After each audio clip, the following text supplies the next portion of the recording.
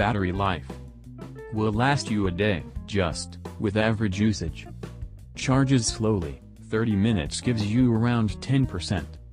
The Nokia 6 comes with a non-removable 3,000 mAh battery which can see out a day on a single charge with general usage, but don't expect anything more than that.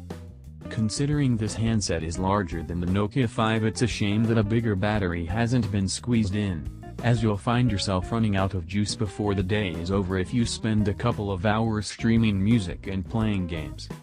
From taking the phone off charge at 7 AM, and spending around 90 minutes streaming Spotify while also playing games for roughly 40 minutes of the time, the Nokia 6 generally dropped about 20% of its life by 9 AM.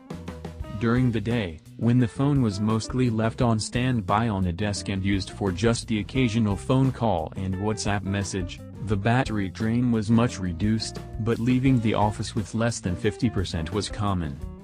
We put the Nokia 6 through our standard battery test, which involves playing a 90-minute Full HD video, with screen brightness on full and accounts syncing over Wi-Fi in the background, and it lost 22% of its battery life.